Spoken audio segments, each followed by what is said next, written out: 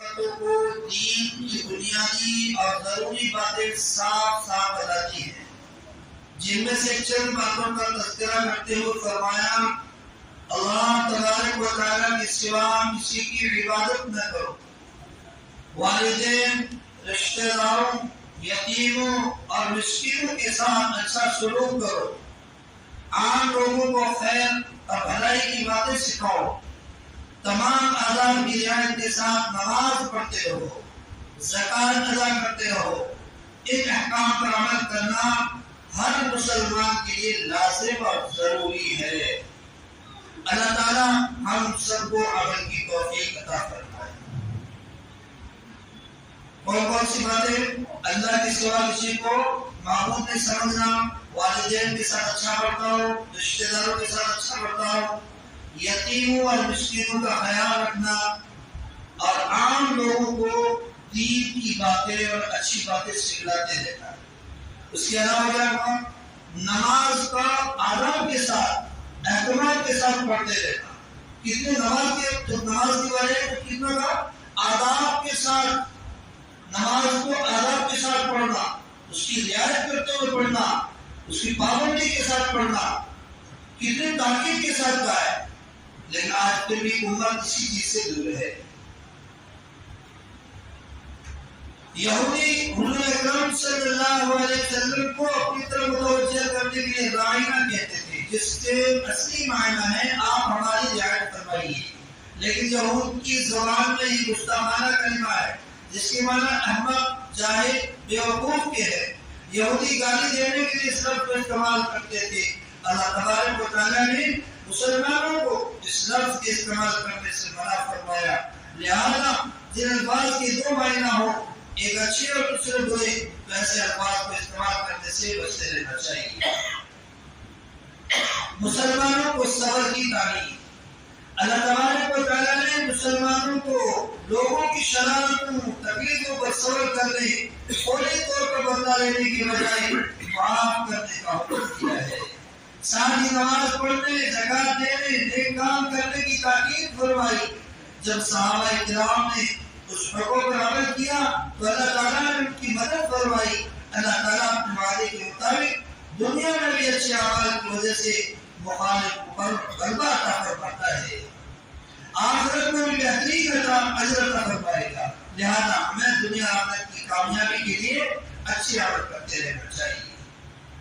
جو اتنی بہترین بات اللہ نے ہمیں سمجھائی سورہ بقرہ میں 109 اور 110 نمبر آیت میں، کہ مسلمانوں کو گھبرانا نہیں چاہیے۔ کوئی آپ پر مصیبت، کوئی آپ کو ستانے کی کوشش کرتا ہے، آپ پر ظلم ڈھانے کی کوشش کرتا ہے، اس بنیاد پر کہ آپ ایمان لائے ہو، مسلمان ہو، ایمان والے ہو، تو آپ کو صبر کے ساتھ کام لینا ہے، فوری طور پر بدلہ نہیں لینا، معاف کر دینا۔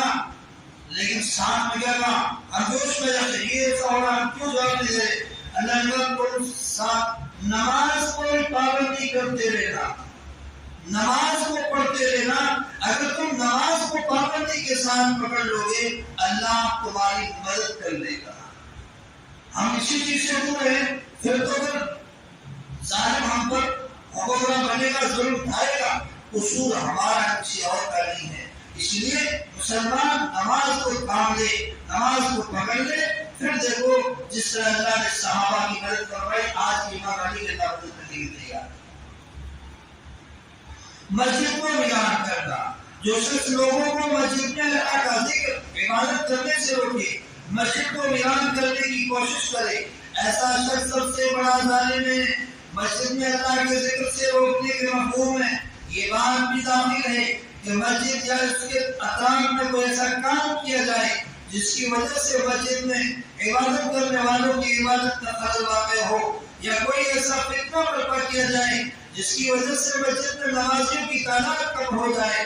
ایسے لوگوں کے بارے میں اللہ تبارک و تعالیٰ نے فرمایا ان کے لیے دنیا میں رسوائی اور آخرت میں بڑا عذاب ہے۔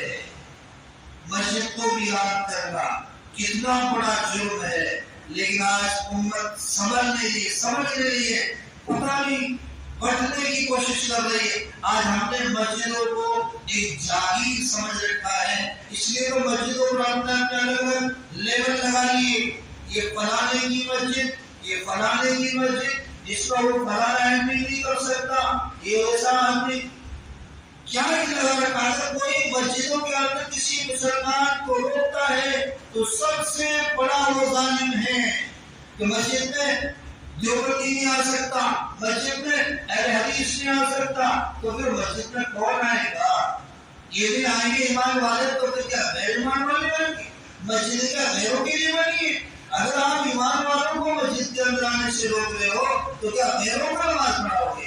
اس لیے مسجد ایمان والے کے لیے ہے، مسجد کسی کے باپ کی جاگیر نہیں ہے، مسجد سارے مسلمانوں کا حق ہے، کوئی بھی کلمہ پڑھنے والا آ کر اس مسجد میں نماز کو ادا کر سکتا ہے۔ یہود و نصارہ یہ چاہتے ہیں مسلمان اپنا مذہب چھوڑ کر ان کا مذہب اور ان کی تہذیب اختیار کر لے۔ اگر کوئی مسلمان ایسا کرے تو اس کے بارے میں اللہ تعالیٰ فرماتے ہیں اس کا نہ کوئی حمایت نہیں ہوگا، نہ کوئی مددگار جو اسے اللہ کے عذاب سے بچا سکے، لہذا ہمیں غیروں کے طرز زندگی سے بچنا چاہیے۔ ان لوگوں کی تعریف بیان کی گئی جو لوگ قرآن کریم کی تلاوت کا حق ادا کرتے ہیں۔ تلاوت کے حق دو ہے، ایک ظاہری ایک باطنی۔ ظاہری حق مثلا وضو کرنا، مسواک کرنا، عطر و خوشبو کا استعمال کرنا۔ باطنی حق یہ ہے قرآن کریم کو تجوید کی رعایت کرتے ہوئے تجوید کی رعایت کرتے ہوئے ادائیگی کے ساتھ پڑھنا، اس کے مطلب کو سمجھ کر پڑھنا، جن آیتوں میں عمل کا مطالبہ ہے ان پر عمل کرنے کی نیت سے پڑھنا، دوسروں تک پہنچانے کی نیت سے پڑھنا اور ملنے والے اجر ثواب پر یقین کرتے ہوئے پڑھنا۔ اللہ تعالیٰ ہم سب کو ان باتوں پر عمل کی توفیق نصیب